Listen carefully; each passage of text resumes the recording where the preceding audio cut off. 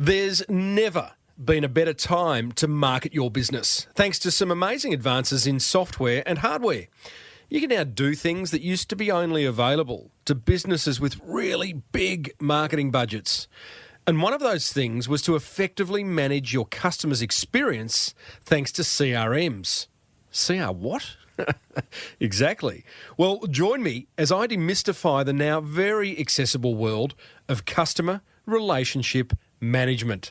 CRM. Okay? K.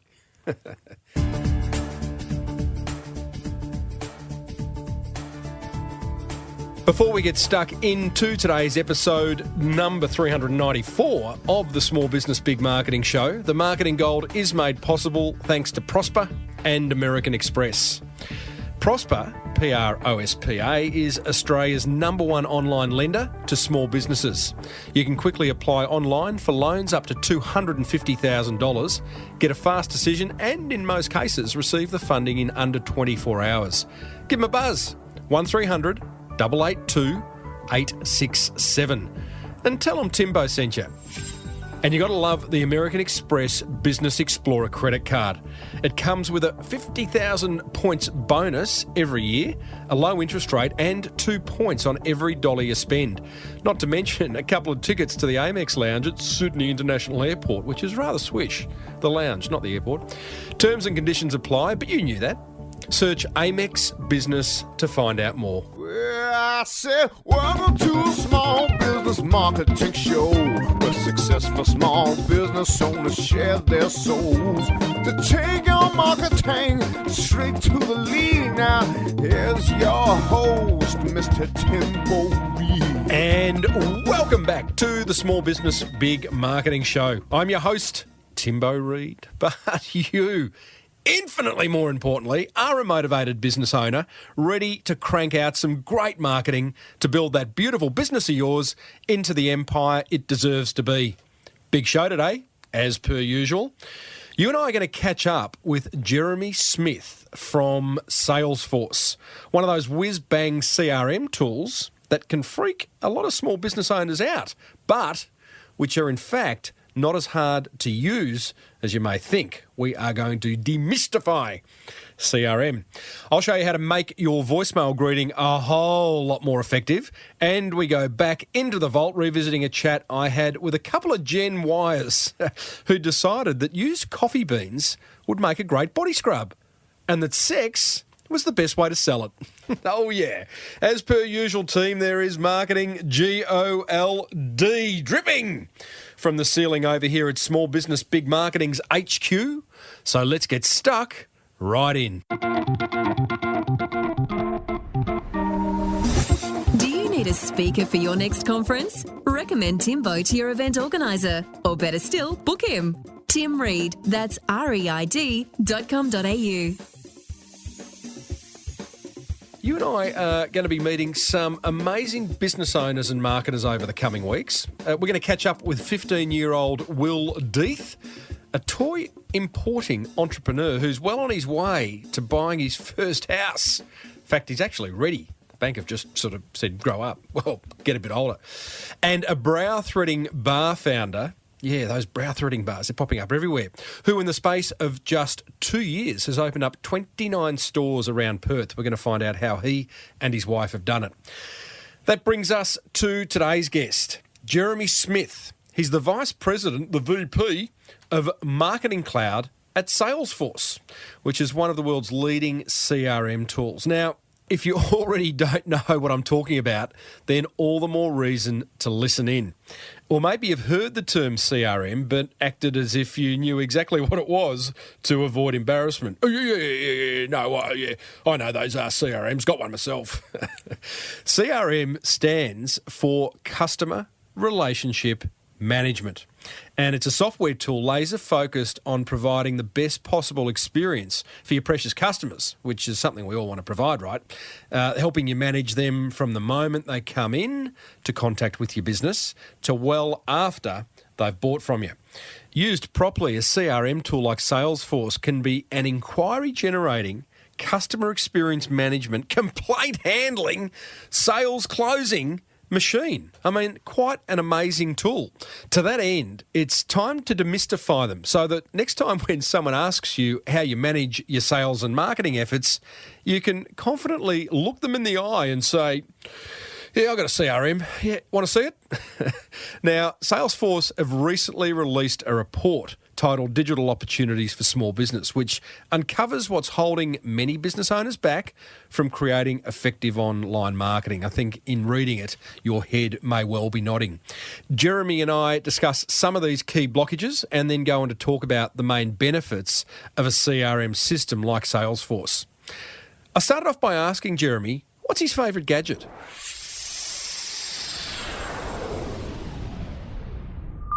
Oh, it's a tough one. Really into drones at the minute. I think that's, I don't know, they just add a whole different dynamic to photography, videos, those kind of things, like the kind of stuff you can do with drones. I mean, everyone's massive on Instagram with pictures and filters and all those kind of things. And drones just, I don't know, they just take a whole elevate experience. I hope they make them less noisy. Yep. Because there is that amazing video, I don't know whether you've seen it, where Amazon are delivering product in Seattle to like the front of someone's garage. Yeah.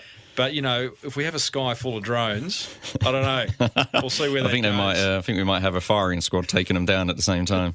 Now, I'm pretty excited about today's chat because as someone who is passionate about helping small business owners grow, I think for many years they've struggled with this whole concept around CRM. Hate acronyms, but we'll go customer relationship management tools. Yep. And I'm really excited to demystify that because I think they deserve it. Mm-hmm. And the more that start to adopt this incredible technology or software, the better for everyone. Yep. Yeah? It's a great way to grow a business. So hence why we're here.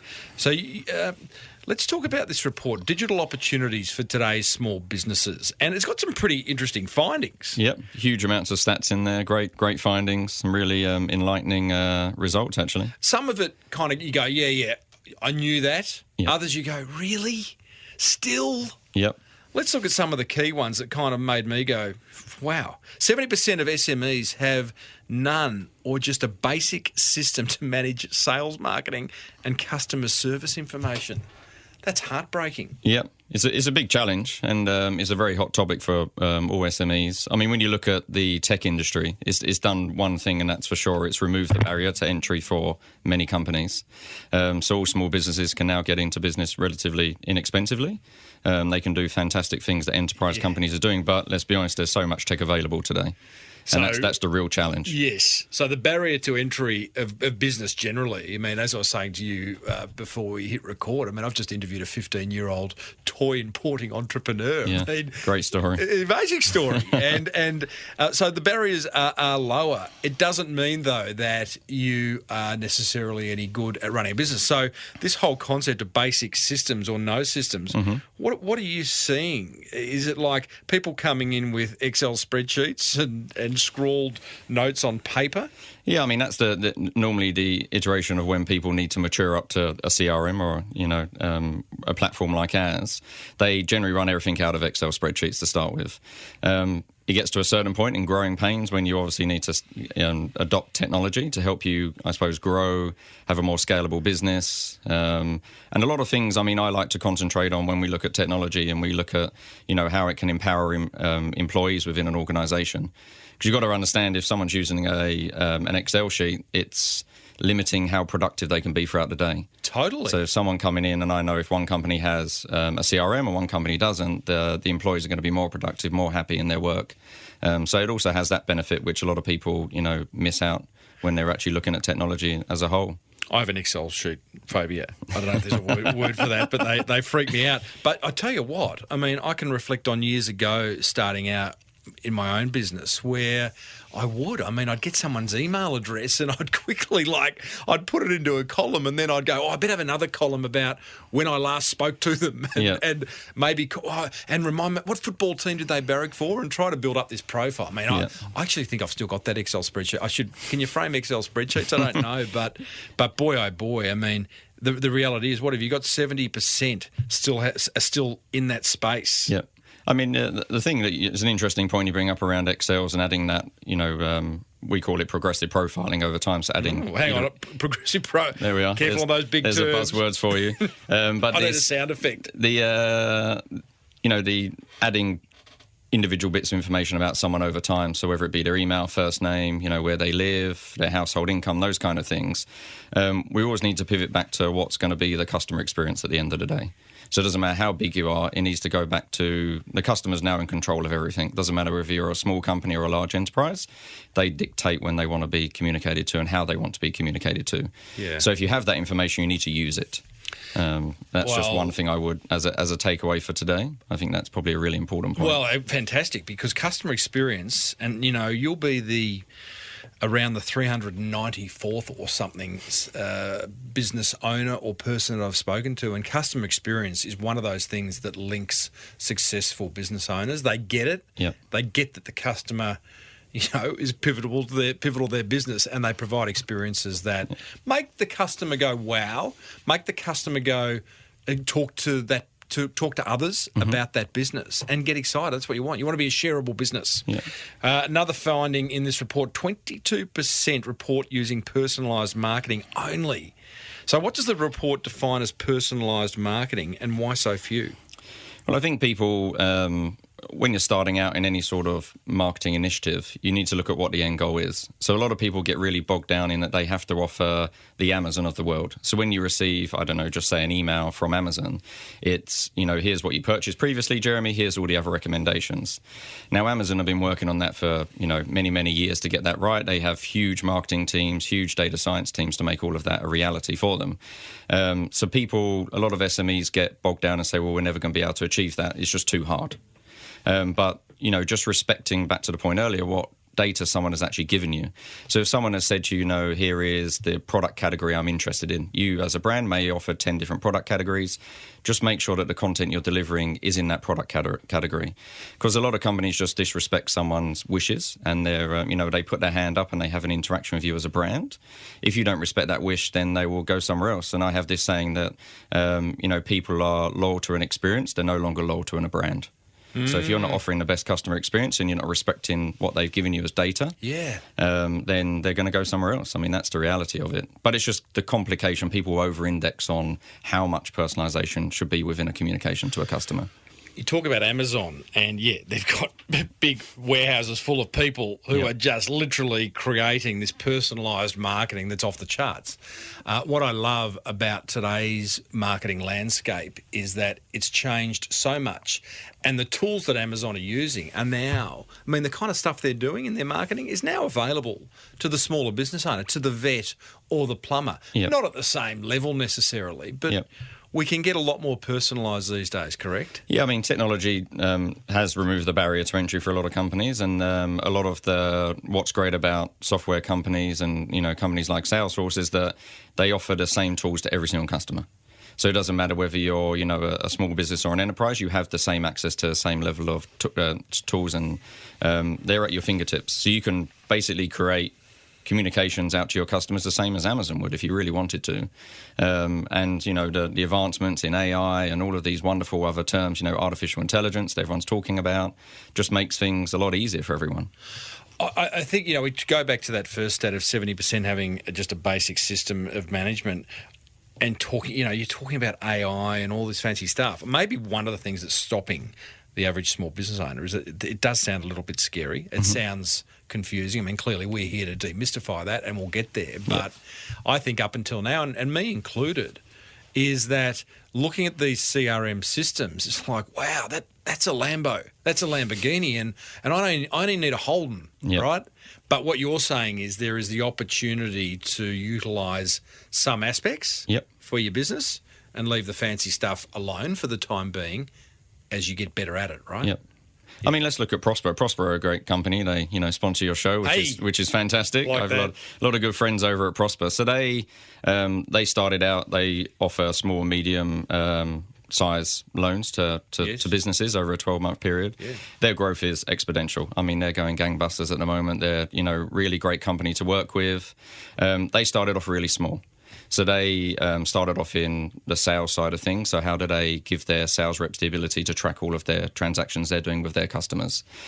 But they started off with a very small instance of that. Then as they've grown over time, because it's a scalable platform and product through a CRM, they've added on, more sales reps. They've added on the ability to serve customers through one interface. And then looking to the future, they've now looked at how they can improve their marketing to actually bring more leads into their system, to offer their customers more information on the types of loans that they could have. And really look at that entire customer journey. But they started out really small with us, but now they're growing. What I've noticed about Prosper too is that despite their growth, and it's exponential growth they're experiencing, is that the way they communicate with you is still very personal. Yeah, it feels like you're dealing with someone of a similar size, which is kind of nice. And again, that's what the modern marketing world allows. Yeah, and that's going back to the data. I mean, they use the system to capture all of that data on someone, and they respect the individual, and they will use that data to personalise communications to them. So whether it be in an email, or if someone has a service issue they might want to contact Prosper about, maybe it's a settlement, maybe it's a collections issue, or they have an issue with their application, the rep on Prosper's end knows everything about them because they have one view and they know that data. Do you know, one of my favourite definitions of marketing is it's what you can do when you can't go and see somebody. Because in an ideal world, what we would do is we'd get up out of our chairs and we'd go and visit every single person, prospect, customer that could potentially do business with us, right? Yep. We'd sit down, have a chat. What's your problems? How can we help? But time, of course, doesn't allow for that. Yep. But now we can have a similar conversation at a personal level through some of this technology. So that's exciting in itself. The report, another thing that astounded me, the top 4 strategies for achieving growth involve working with existing customers. So here we have a whole lot of business, and I think it was a sample of 500 SMEs in Australia and New Zealand. So we've got the top 4 strategies. They're mining existing customers. Not a bad thing. But what would be stopping them from looking over the fence to new customers? Well, I think if you look at our business, we're only successful when our customers are successful. I mean, that's how Salesforce has built its company and built its huge ecosystem that we have. And we want to empower our customers to do better things and service their customers better. But if you look at a great local use case, Amasim. So Amasim started out as a mobile provider. They started out, and their vision is to empower customers to better manage their household services. So more recently, they've actually diversified and they've added on different product lines. So they started out with mobile, now they've added on broadband, they've added on energy, and they've added on devices. So within their annual report, and this is all public, that one of their main strategies is, to go after subscriber growth. So they want new customers through the door. But they've realised that actually there is a huge opportunity in share of wallet. So now they're actually working out how they can utilise their existing base that they have and start selling into energy and broadband to, empower people to better manage their household. Okay. So that's, they're a really good company. So this is not necessarily a bad thing, this finding. What you're saying is that a customer like a Amasim or these businesses that are saying the top 4 strategies, we're focusing on existing customers, they're trying to own more of the value chain. Yeah. Yeah. And it's also offering the customer, you got to think, and it's the same as tech. It's something why we've built the company that we've built is that it's very confusing. I mean, if you look at the amount of technology that's available, if companies are able to say, hey, this is that requirement and need, and we'll grow with you, and, these are all the other products over time when you're ready and you need to. You don't need to go to 50 different providers and work out how it all connects together. Yeah, fair and that's enough. the same for Amasim. Face-to-face transactions are on the decrease. What's we all coming to? I mean, I get it. Nothing beats a bit of face-to-face action, but yeah. So what's the implication then for businesses?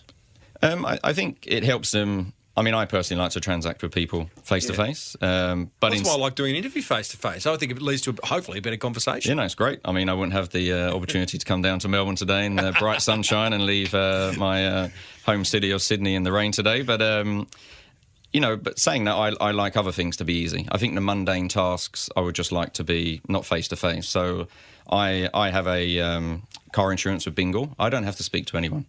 Doesn't matter if I'm moving house, if I'm changing car, I just go online and update my details, don't have to speak to anyone. I think that's fantastic. But there are other purchases that, you need to make, and you need to have that face-to-face relationship. Mortgage advisors, if you want to do loans, if you want to go and buy a car, you need that interaction, you need that physical experience. But the advancements in technology have enabled us to still offer that highly personalised experience for a customer, and that's important. When you speak to someone face-to-face, it is highly engaging. You can feel the emotion with someone, and with all of the advancements today, you can still have that in a digital landscape. It's not missing. So this is where a CRM, and we'll get into the kind of some of the key applications of a CRM tool, but this is where these tools, this software comes into its own right, where you can, as a customer, feel as though that company is really kind of talking just to me. Yep.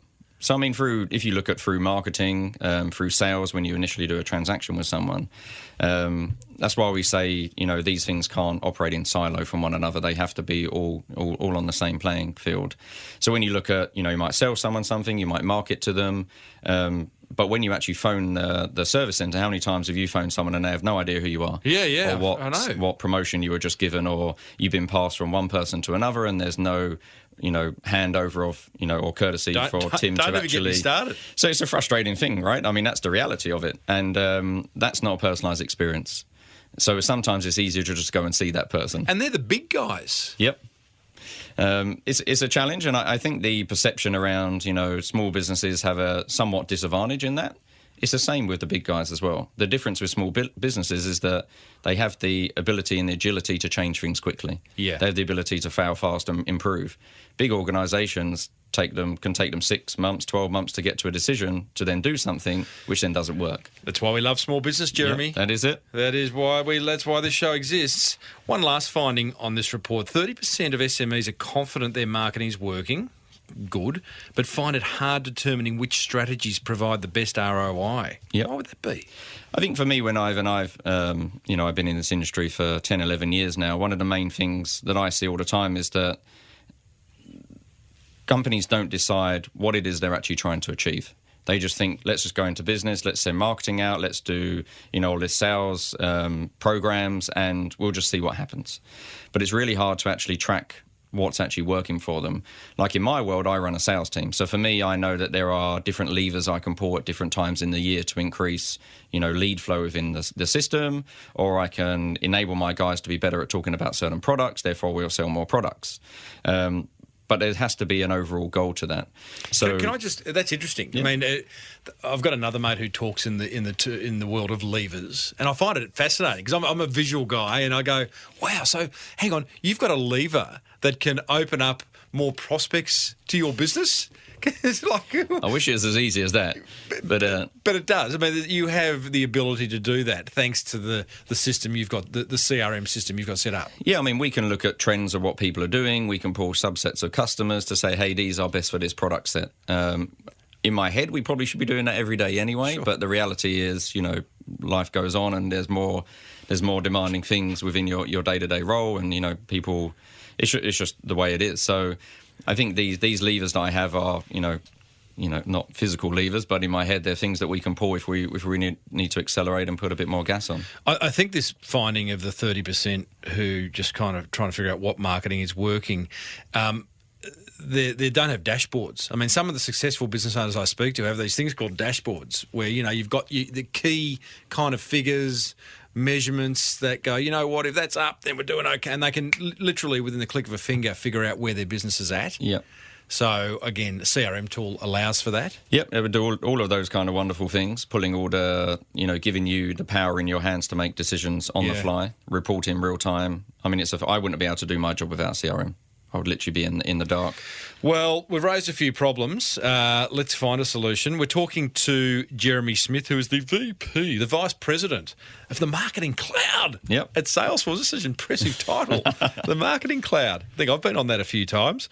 So CRM, customer relationship management software, tool, technology, whatever you want to call it. Yep. There's a lot out there. Now, I've been using a basic... I started years ago with MailChimp. Yep. Right? I've used Aweber. Active Campaign. These are CRM tools, correct? Basic email marketing. Email marketing tools, yeah. They allow for a little bit more than that, but then you've got something like a Salesforce, which really, really opens up the world to you. But for some could be a little bit confusing. So just explain, what a tool like Salesforce can do. And let's maybe break it down into the top 5 applications. So, let's go back to when Salesforce was first created. How do we make CRM, but how do we actually help salespeople to be empowered to do more within their job? So initially started out as this is just designed for salespeople. How do they enter their information about prospects? How do they follow up on leads? How do they manage that relationship with their actual customers? Then over time, we added on service, which was, the ability to raise cases, support cases, if you like. And then more recently, we added on Marketing Cloud. There's a lot of other products in our remit, but lack of confusing the audience, we added on marketing because we believe that, in this world where, you would use MailChimp, that's very siloed marketing. So if I had an issue with your company, Tim, I would then have to phone someone which wouldn't be connected to your marketing. Well, I had, Zendesk, which was another software tool completely unrelated to MailChimp, where that was an opportunity for people to raise a ticket. Yeah, and it's a confusing thing. But if I had to contact you and say, hey, Tim, you sent me this fantastic email, love the promotion on it, tell me a little bit more about it, and you're the service rep on your end, you wouldn't be able to tell me because you don't have that holistic view. That's the biggest issue that, we as a company, as Salesforce, have tried to solve for people. And that's across sales, service and marketing. They don't exist in silos. They exist together. Yeah, okay. So we're really trying to, and that doesn't matter if you're a large enterprise or a small business. I came through a company which was called Exact Target. So Salesforce acquired Exact Target, and we were at that stage the Marketing Cloud. Because Salesforce needed Marketing Cloud to offer that holistic view of a customer experience. Mm-hmm. Okay. So let's say I always say vets and plumbers are listening. I don't mean literally, but lots of different small business owners are listening to this show. They're going, you know what? A bit like what Timbo says. I've been doing a bit of email marketing. I've got a support ticket software. I've got live chat on my website, but they're all these disparate software things and I'm paying for them all. It's all software as a service. Yep. It'd be lovely to bring them all into the one place. I've got a holistic view. Where do they start? What would be the first thing if they say, what Salesforce sounds pretty good? Yep. What would be the first thing that they could sort of plug into? Well, I think probably to pick up the phone and get in contact. But short of that, we're working through. Customer inquiries. Yep. is an application, a feature of Salesforce. Yep. How can that benefit a business?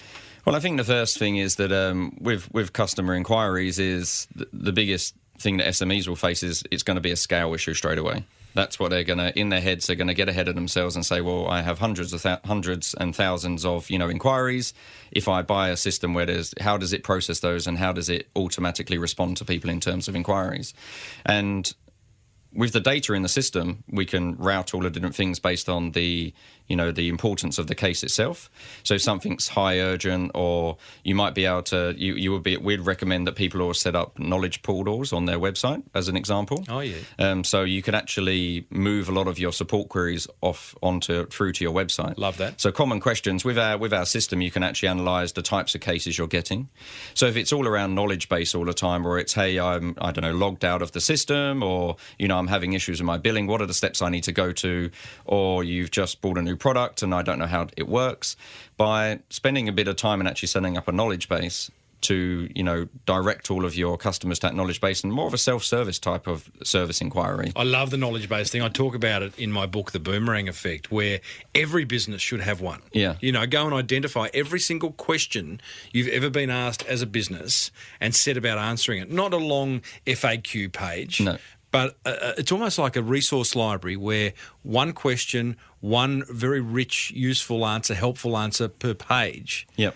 And then something like Salesforce can direct people with inquiries to the right page in the knowledge base, right? Yeah, we call it communities. And the good thing about knowledge base is you can actually add on that, and if you wanted to, you could open it up to your customer base. So they could actually ask each other questions about things. Can I just be clear there? Does Salesforce have a plugin called Knowledge Base that allows you to set that up? We have a thing called communities. Communities. So communities is where people can exactly do that. You can create a knowledge base, and you can even open it up to people to engage with each other. So you think of someone like TripAdvisor, for example. Obviously a big company, but I think most people, before they go on holiday, they will go on TripAdvisor and look at the hotel, look at the resort they're going to. It's basically that. So it offers all of this additional information that the actual resort will provide themselves, but it also gives you great insights from all other customers who have been there before. You're obviously going to get people who are pessimistic about these things sometimes. I remember when I went to the Maldives, I did a review and we were staying in a beautiful water bungalow. And one of the reviews was it's too noisy at night time, which, you need to half take a different lens through that sometimes. Yeah. But hate that ocean crashing noise. Yeah, I've gone all the way to an island resort, but I don't like the ocean. It's a very strange one. But yeah, opening it up and letting customers engage with one another. A lot of people think, well, that's a little bit dangerous.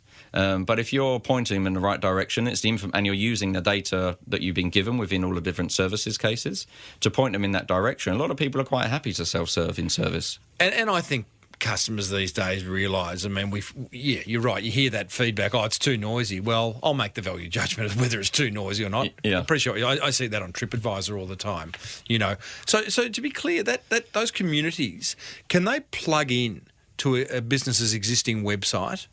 Yes. Yep, 100%. That's really good. Yeah. So it's basically taking all the information you know about a customer, so within the CRM, whether it be sales or service, and actually surfacing it to your customer base. Okay. So it's when you look at that in scaling customer service, that's one of your avenues. The other one is social media. So you're going to get a lot of information from, the social channels. People like to go and vent their frustration on social channels. So you need to be there listening and engaging with those customers as well. But likewise, that can then, raise support cases within the service center and Service Cloud on our side. And it's just that, back to that whole entire holistic view. How does that work? Journey. Just explain that, because that's exciting. So what you're saying is a business has got a Facebook page, they get a complaint, a CRM tool like Salesforce. How does it see that complaint? Yeah, I'll try and demystify it for you. So it's exactly your story. So I could go onto Facebook and, I could raise an issue with a company. And that company would then have someone with half of it may be automated, so it'd be common questions that are asked. So within our system, if someone writes a question, it works out the keywords within that question and it can reply with an answer that it thinks is correct. If there isn't a common answer for that question, it will then automatically route that question into Service Cloud and create a case. And then a service rep will be able to contact that customer and engage with them on the social channel. Because I think it's important if someone raises their hand on a social channel, it's the method that they want to be engaged on. So you need to respect that medium. But likewise, again, you can then tie that back and send them to a community after you've dealt with their complaint and say, hey, next time, did you know we have a community where there's a lot of questions that are answered by our staff and also a lot of other customers. So it's all, technology is amazing now, like the ability to do that's outstanding. I'm like, that is amazing. It feels like, is that easy? I'm just going to be so naive in asking this. Is that easy to set up? And do I all of a sudden need a whole new team of people to manage this? No, that's a common thing as well around, if I set up and I have 1,000 inquiries on social, how do I manage that? I've got 3 people in my team. And back to the point earlier, probably not an actual stat that, we've done extensive research on, but I would say probably 80 or 90% of your customer inquiries can be handled automatically. So in an automated fashion, because a lot of them, in a personalised sense, but automated. Yeah. So it's this is a common inquiry. We look at the keywords within our system. It would take initially saying, hey, what are the 10 or 20 most common asked questions within our inquiry board or on social media networks, and what is always the answer, or what is the knowledge article that we can point someone to. So a lot of that is automated. Once that's set up, you can pretty much almost forget about it. And it's the other 10 or 20% of people where you actually need that that one-to-one interaction on a phone, or whether it by email, or whether you're actually responding as a individual on social mediums. Wow. So a lot of it can be automated. That's the beauty of tech where we're heading. It's it's all automated now. You set it up, the rest takes care of itself. Automated and personalised. I'm always going to come back to personalised. Automated's great. Yep. means you don't have to be there and you can get on with doing what you do best. And Yep. but as long as it's personalised, and by the sounds of it, even simple things like addressing the person by name, Yep. or acknowledging the question, Yep. yeah, So again, that's back to the data Yes. around, people, if you're not using the data, if you just say, thanks for your inquiry, this is a knowledge article, does that person feel like you've actually connected with them? Yeah. And back to, people are loyal to an experience. They're not loyal to a brand. Yeah. So if the experience is not great, then, it's not going to do your brand any favours. Got it. List building is another feature of a CRM tool like Salesforce. I say to every small business, like, build a list, because the reality is, as a small business owner, you all got websites, or most of them have got websites. People will go to that website once, maybe twice, to check that business out. But a small business owner's website's not like a Facebook where people are going back every 10 minutes. Yep. So it's incumbent upon the business owner to have a lead magnet and to build a list. And the CRM tool facilitates this? Yeah, I mean, we got a great example, Next Generation Gyms, who have been a customer of ours for quite a few years now. They, so to your point, what is the purpose, I suppose, what is the purpose of someone coming to a website? So if they actually only come once a month, maybe to check their account balance, is that the only interaction they're going to have with your website? So yes, you can email that person, but then how do you build upon, and get more customers through the door? So one of the great things, and I'm hopefully going to blow your mind again here, is that using that, we have a thing within marketing called lookalikes.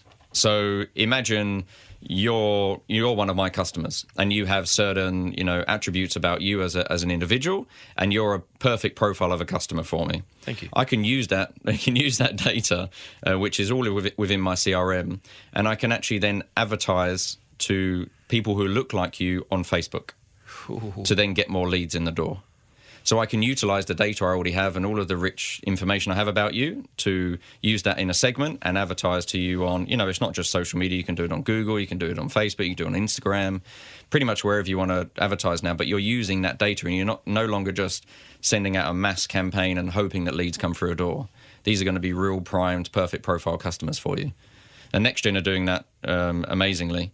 They're using lookalike audiences and they're reaching tens of thousands of people. And they could be extra potential customers for them. These things, Jeremy, like lookalike, like communities, like these marketing cloud, are these like little plugins that a tool like Salesforce has, where you go, I'm going to now activate lookalikes?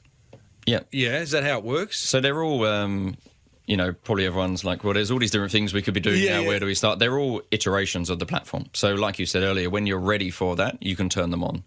So it might be back to the original comments around we need to define what the overall goal is.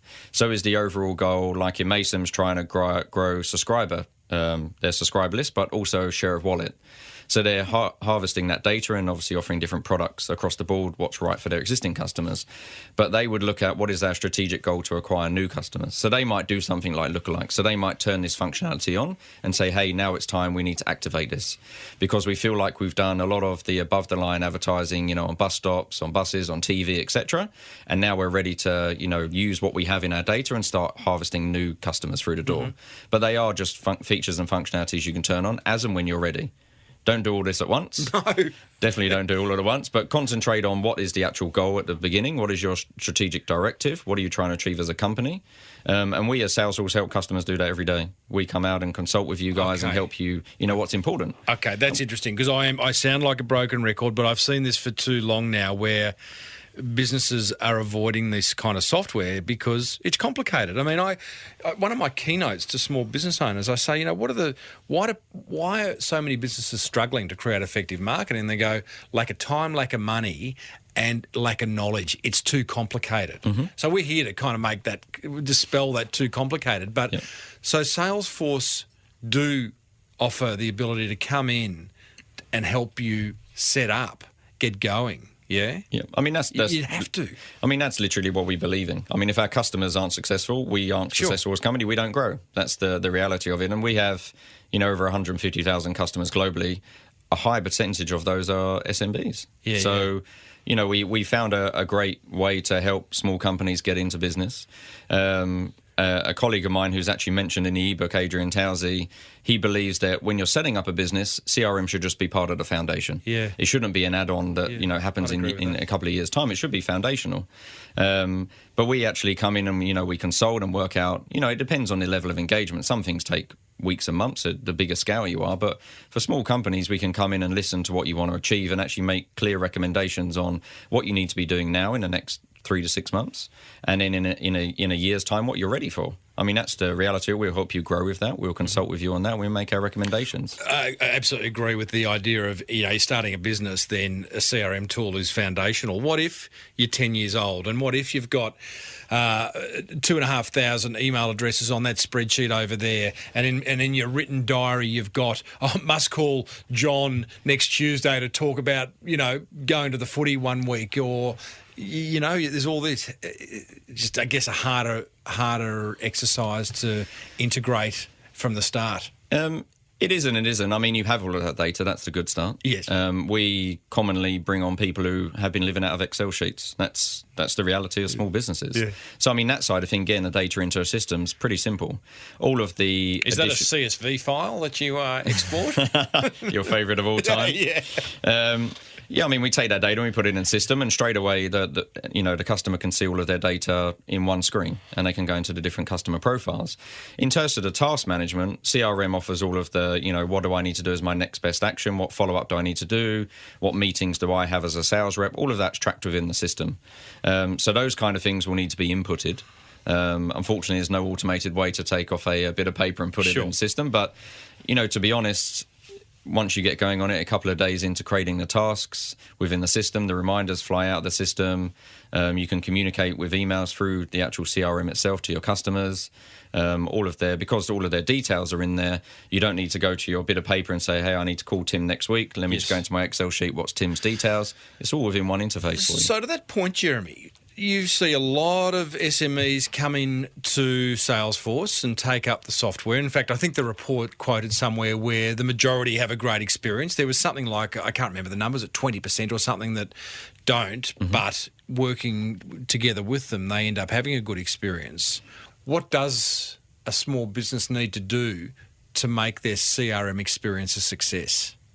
I think it goes back to, again, what does it actually want to achieve in terms of their goals? I mean, for me... But I mean more of a mindset to make this... It's just part of what I do. I come to work, I make a coffee, I sit down and spend 10 minutes on the system at the start of the day, or... No, it's forever on. So I use our system. We obviously use Salesforce to do everything I do. I'm always on the go. I'm always traveling. We're in San Fran a couple of weeks ago for our big user conference, Dreamforce.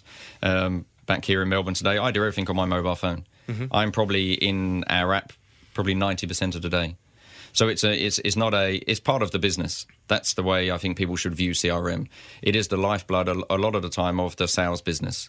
It's a productivity tool. It increases productivity. If you go in once a day, things could be happening on your website, alerts could be coming through, and if you as a salesperson log in 10 minutes a day at the beginning of the day, you've missed out on an opportunity. Right.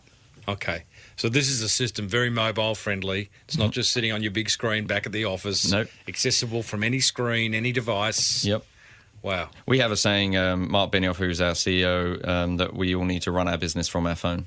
That's the reality of it. So I do pretty much 90% of my day on my phone. There's a few things I do because sometimes I like a bigger screen. But I could do it on my phone. There's nothing I couldn't do on a desktop that I couldn't do on my phone. Brilliant. Jeremy, I think we've demystified the CRM acronym once and for all. Yep. This will be an episode for the ages. Go back to that episode if you want to know about CRM. How do people find out more, and can they get a hold of this report? Yeah, so we've created a great report with a Deloitte around for sales and marketing challenges for SMBs and a digital insights report for small businesses. There'll be the website we can share, I imagine, on the podcast. It's quite a long one at the moment, but I can share it, and we can obviously share it on the on your site itself. But there is an ebook for everyone to download. Yeah, great. There's a. I'll tell you what I'll do to make it easy. People can go to smallbusinessbigmarketing.com/394, which is the episode number, and I'll put a link to download it. Is that cool? Amazing. Yeah. There we go. Perfect. Love it, Made my mate. life easy for me there. Thank you. Hey, Jeremy, thank you, mate. I hope we see more small businesses adopting this technology into the future. And good luck to everyone out there.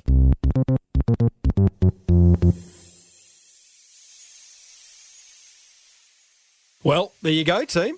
Salesforce's Jeremy Smith. I trust you're a lot clearer on the whole CRM thing now. I hope so. I certainly am.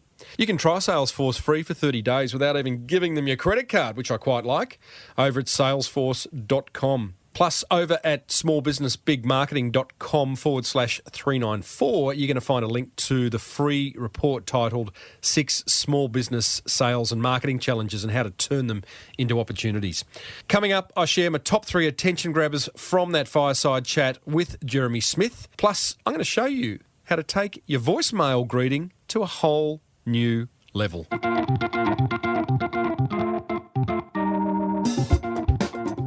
Here's a money-making tip from American Express member and Four Pillars Gin founder, Stu Gregor. I, for the life of me, don't understand why a business won't accept Amex, because what you're potentially doing is knocking back customers who want to spend money on your product or your brand or your service or whatever it is. And I frankly don't understand it. If someone wants to give me their Amex and buy 10 bottles of gin, I tell you what, I'll take their Amex, thanks very much. You're potentially also denying yourself a big chunk of corporate business as well. You know, because a lot of sales guys, a lot of guys, I know me in my own business, I use Amex. And if I go to if I ring to make a booking at a restaurant or a bar or something, I say, do you accept Amex? And they say no, I go somewhere else. So they don't even know the business they're missing out on. It beggars belief. And I often find myself having these rather awkward conversations at the with a shopkeeper or a bar owner or a restaurateur saying, why wouldn't you take it? I'll pay you the extra. I'll pay 1.5, the credit card service fee or whatever you want. Take my money. It's Business 101, really. Make it easy for people to give you money. Speaking of money, the American Express Business Explorer credit card comes with 50,000 bonus points every year, a low interest rate, and 2 points on every dollar you spend. Not to mention a couple of tickets to the very swish Amex Lounge at Sydney International Airport.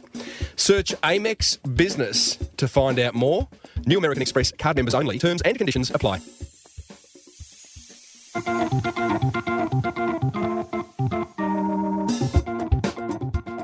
Cash flow in business is everything, right? That's why I'm excited to introduce you to Prosper, Australia's #1 online lender to Aussie small businesses. But don't take my word for it. Small business owner Nioli Scobie of Truly Tea won the contract to supply the Opera House and needed to quickly ship tens of thousands of tea bags and 2 tons of loose leaf tea. Where was she going to get the money for that? Well, I already supplied part of the Opera House, and then they offered me inside the Opera House, which is a very big deal, and I had to have a lot of stock on hand. They place an order, they want it the next day, and I wasn't going to say no to them. I'd knocked back too many opportunities in the past, so I phoned up a finance guy I trusted. He said, look, there's a new player on the market, Prosper, give them a call. I gave them a call, and within 24 hours, I had the money in the bank. Prosper, Prospa. That's where she got the money. Apply online in 10 minutes to borrow up to $250,000. Call 1300 882 867 or visit prosper.com/Timbo. Righto, my top 3 attention grabbers from my chat with Jeremy Smith, thanks to American Express and Prosper. Attention grabber number 1. I like this quote from Jeremy, and I quote, "These days people are loyal to an experience, not a brand," close quote. Now, I just encourage you to use all the tools available to you to create a world-class customer experience, and you'll have more inquiry, you'll close more sales, and customers will talk about you to others all the time. You'll become a shareable business, because I agree, people buy experiences, not brands these days. Attention grabber number 2, personalised marketing. It's here, team, and it is ridiculously accessible. Your mass email blasts should start with the person's name, no doubt. Your sales staff should easily be able to react to client milestones, no doubt. And you should be able to see where each individual customer is in the buying journey with you. And a CRM tool is going to allow you to do that. Personalise, personalise, personalise. We've talked about it a lot on this show. And attention grabber number 3. It's time to throw away the spreadsheets and diary entries, teams, and step up to a CRM system like a Salesforce. If that still freaks you out, then by all means start with an email marketing tool like MailChimp and a customer support software like Zendesk, but don't leave it too long. You know, time to step up your marketing. If it scares you, great. It probably means it's the right thing to do. Remember, there's never been a better time to market your business. Embrace this technology and you will grow. I'd love to know what grabbed your attention. Head over to smallbusinessbigmarketing.com/394. What have you got to lose? Oh, yes, indeedly doodly. It's time for one simple yet effective marketing idea that you can implement immediately, like now. One that's not going to cost you a fortune, might just generate you more awareness, more inquiry, and ultimately more sales. I call today's idea the friendly voicemail greeting hack. You know, I'm surprised at just how many business people's voicemail greetings make you feel like your call is a total inconvenience to them. You know, just in the last few days, I had one person tell me they didn't like checking voicemails as it took too much of their time. So could I text them instead? I couldn't. I was driving. I had another one that rattled on for 30 seconds, then gave me just 10 seconds to leave a message that would then be converted to text. You're kidding, aren't you? And yet another who sounded like he was having the worst day of his life. Hi, it's Pete here. Please leave a message. Oh, boy. Step it up, business owners. So here's my 3 steps to creating a friendly voicemail greeting. Step 1, take a listen to your existing greeting. I bet you haven't done that for a while. And then delete it, ready to record a fresh new one.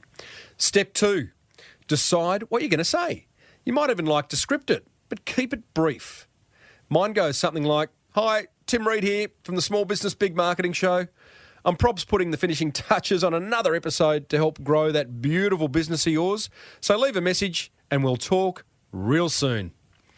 And step 3, find a quiet place. Your car's good. Take 3 deep breaths, put a smile on your dial, hit record. And here's the pro tip. Have all your customer-facing staff do this. Maybe give them a loose format to stick to, then permission to add their own personality to their greeting.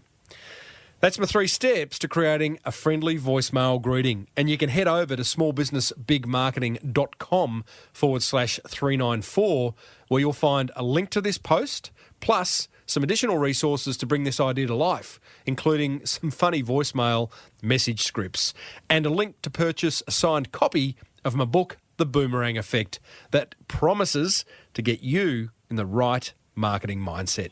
So, What have you got to lose?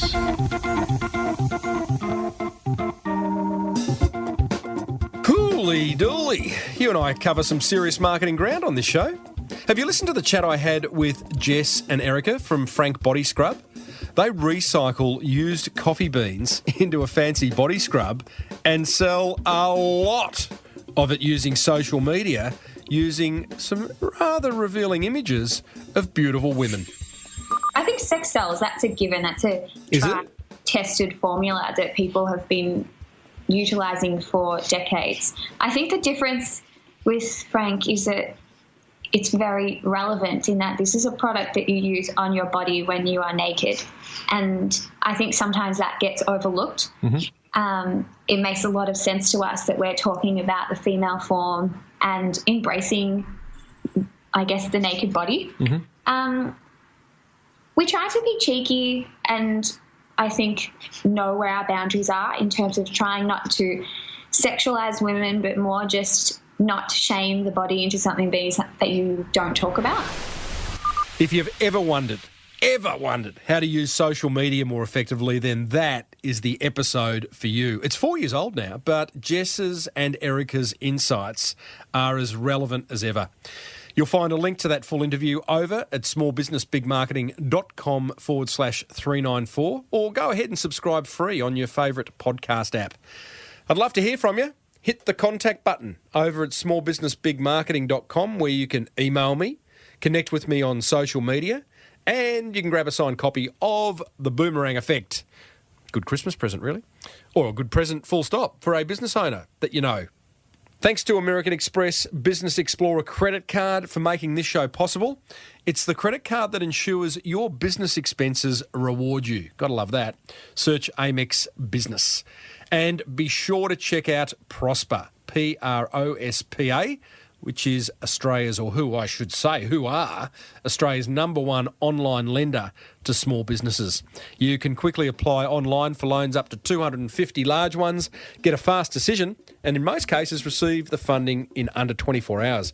Visit prosper.com/Timbo, or you can give them a buzz, 1300 882 867. Tell them Timbo sent you. If you love the Small Business Big Marketing Show, and I hope you do, then thanks for listening, first and foremost. And go ahead and pay it forward. Let another business owner know about it by grabbing their phone and downloading the show for them into their podcast app. They will love you forever. Until next week, I am Timbo Reid, always have been, always will be. Thanks for tuning in. May your marketing be the best marketing. Bye for now.